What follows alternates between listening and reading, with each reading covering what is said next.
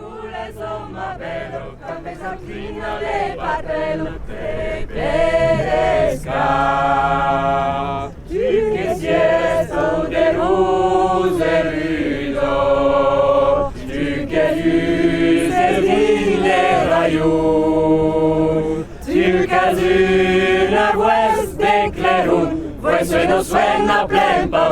zone va permettre de créer des emplois. Ce serait bien aussi de dire combien elle va en perdre. Parce qu'il y a beaucoup de personnes qui vont perdre leur cadre de vie, leur maison, leur emploi. On ne sait pas ce qui va leur être proposé. Bravo et merci d'avoir organisé cette manifestation. Donc le jour de la journée mondiale des luttes paysannes. Je souhaite qu'on gagne sur cette affaire de Pertuis. Un mot encore sur l'affaire de Pertuis. Le conflit d'intérêts qui est flagrant. J'espère que la population de Pertuis va à un moment donné réagir par rapport à ça et dire c'est quand même scandaleux. Pour vous donner la petite histoire, on a rencontré donc il y a 2 ans donc le maire de Pertuis dans le bureau de la société Pelinck et avec en permanence dans le discours le conflit d'intérêts qui revient en boucle et quand on le fait remarquer, il n'y a pas de problème, tout va bien, quoi, je veux dire. Donc j'utilise la puissance publique pour développer ma propre société et ça ne le choque même pas, quoi.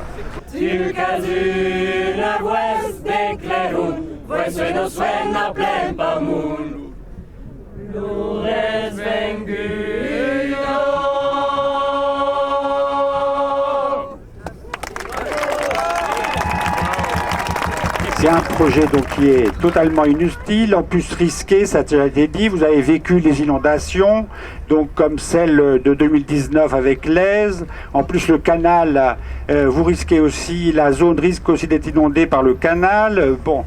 Bernadette a parlé qu'elle a été inondée par le ruissellement, enfin toute la zone est inondée régulièrement par le ruissellement. Et on a vu ça encore cette année avec la Roya et la Vésubie, donc que ce genre de phénomène peut arriver régulièrement. L'extension de ces zones est en zone inondable et donc ils sont obligés de réviser ce plan. Donc il y a eu des nouvelles digues, mais ça passe par ça. Et donc il y aura une démarche, là il y aura une enquête publique, une consultation publique, où il faudra également se mobiliser comme vous êtes mobilisés lors de l'enquête publique de fin 2019. Voilà la prochaine étape. Je cultive des terres sur Pertuis depuis 30 ans. J'en ai déjà vu disparaître dans la zone que vous voyez actuellement, qui sont déjà bétonnées. J'ai eu déjà l'occasion de témoigner au sein de Terre Vive, puisque j'y suis depuis le début. Tout simplement, là, beaucoup de choses ont été dites par Pierre, notamment sur l'agriculture. Moi, je rajouterais que le maire nous oppose par rapport à ces terres qui vont être urbanisées, ce qui fait par ailleurs pour le reste de la plaine. Le reste de la plaine, c'est à peu près 1000 hectares sur Pertuis. Donc effectivement, il y a des petites choses qui se font, notamment un remembrement, on essaye d'optimiser un peu ce qui reste. On essaye de remettre en culture certaines friches. Or, en l'occurrence, les terres qui sont cultivées, les 64 hectares, ils sont cultivés, c'est pas des friches, donc il ne faut pas confondre. Il y a des endroits qui sont en friche, mais les terres qui vont être prises sont des bonnes terres, irriguées, du bon parcellaire, de bonne qualité agronomique, inondables de surcroît, mais pour l'agriculture, c'est un moindre mal. Et donc, ces terres-là, c'est quand même un bien qui s'en va et qu'on ne retrouvera plus. Il n'y a pas de compensation qui tienne face à ces 60 hectares de prix. C'est-à-dire qu'on peut remembrer sur le reste, on peut regagner sur les friches, on peut essayer de faire des couveuses, puisque ça se fait sur Pertuis et c'est positif, des couveuses de jeunes agriculteurs pour les installer. Le problème, c'est que le foncier, c'est un bien commun qu'il faut préserver sur les générations futures. Bon, ça a été dit, ça ne va pas du tout dans le sens du local ni du durable. Sachant que on s'oriente aussi sur du piégeage de carbone par l'agriculture, on se rend compte que ça peut être un bon moyen. Si on bétonne, on fait exactement l'inverse. Donc on va à contre-courant. Moi, ce qui me révolte un peu dans cette histoire, ça a été dit aussi, mais c'est qu'on parle de réserve foncière. Et réserve foncière, certes, il faudra certainement de l'espace pour de l'urbanisation future ou pour des activités économiques, mais là, concrètement, on ne les voit pas. On sait qu'il y a les entreprises Pelinck qui sont intéressées, mais ça fait pas 80 ou 90 hectares. Donc c'est là où je pense que le projet est au moins exagéré.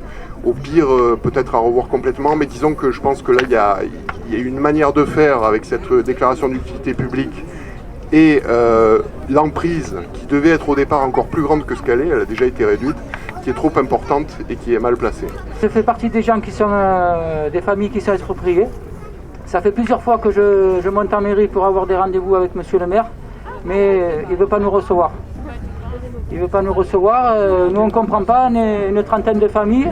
Nous ce qu'on voudrait c'est qu'on puisse parler avec lui, voir ce qu'il en est, ce qu'il nous conseille, mais il ne veut pas nous voir, il ne veut toujours pas nous voir. Et voilà, on ne comprend pas. C'est compréhensible. En fait, je sais pas, j'arrive pas à parler. Attends. Bon, tout le monde est un peu ému, c'est un peu normal. Mais je voulais, Laurent, que tu nous dises un petit peu que non seulement tu as vécu ici, mais que tu as aussi ton entreprise. Oui, ça fait depuis 1960 que mes parents sont arrivés ici, je suis né ici. J'ai mon activité sur mon terrain, j'ai mon terrain de 2 hectares. Ils veulent me le prendre pour 1 € du mètre. Comprenez que nous on ne veut pas. On ne veut pas se faire prendre notre terrain à ce prix-là. Et derrière, on ne veut même pas se le faire prendre, le terrain. À n'importe quel prix. On veut rester chez nous. C'est tout. Et après, moi j'arrive pas à parler, ça m'énerve. Voilà, excusez-moi, mais voilà, excusez-moi. En fait, j'ai plein de choses à dire, mais j'arrive pas à les dire, voilà, tellement que ça m'énerve. Il y a trop d'injustice. Il veut nous prendre nos terrains à nous pour nous les revendre à 200 €. Et quoi, c'est quoi? C'est du capitalisme, en fait. Voilà, c'est tout. Et voilà, c'est tout. Vraiment contre l'aménagement de la zone d'extension des pertuis. Pourquoi? Pour aussi par rapport donc à la sécurité des biens et des personnes. Nous avons vu que la crue de 1995, de 3000 m3 par seconde, elle a remis les pendules à l'heure de la sécurité. La digue de Pertuis a cédé et nous avons vu que la zone a été inondée. Mais la Durance donc a retrouvé sa liberté. Elle est redevenue capricieuse, puisque c'est son nom, la Durantia. Et toute la base Durance a subi d'énormes dégâts. C'était en 1994, mais nous allons avoir le même phénomène d'ici peu, puisque nous avons eu le 20 octobre 2020, la vallée de la Roya, de la Vésubie et de la Dunée, le phénomène du changement climatique.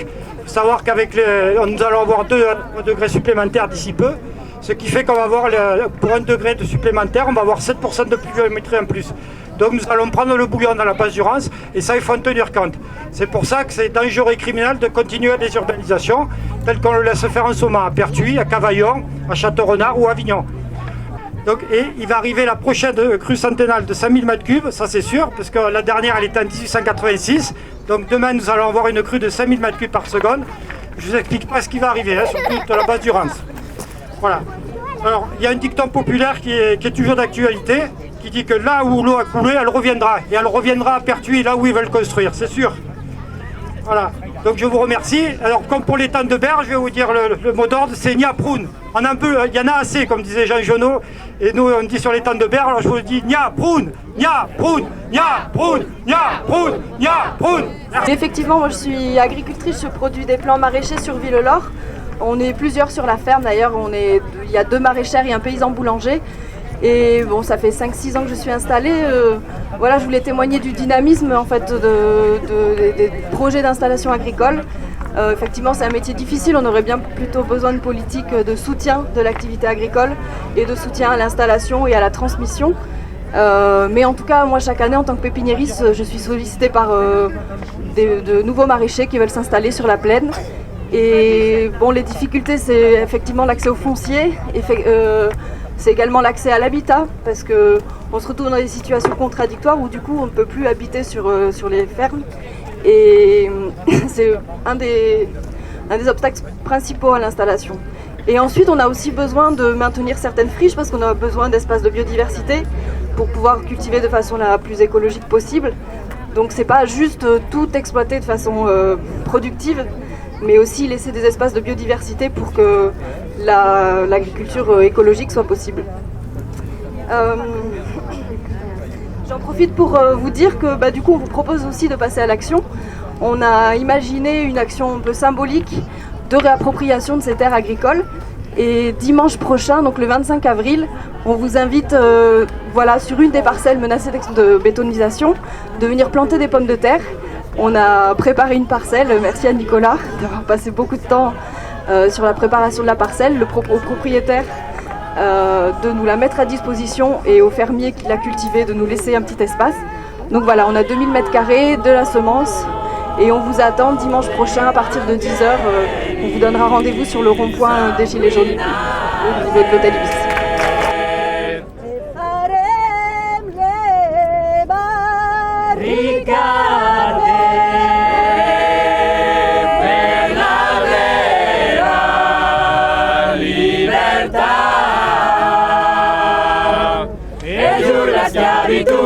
Vogliamo la libertà, siamo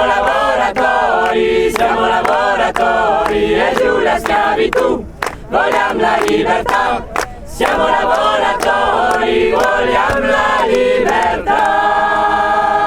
E ancor ben che siamo dole, noi paura non abbiamo. per amor dei nostri Figli, noi in Lega ci mettiamo, e giù la schiavitù, vogliamo la libertà, siamo lavoratori, e giù la schiavitù, vogliamo la libertà, siamo lavoratori.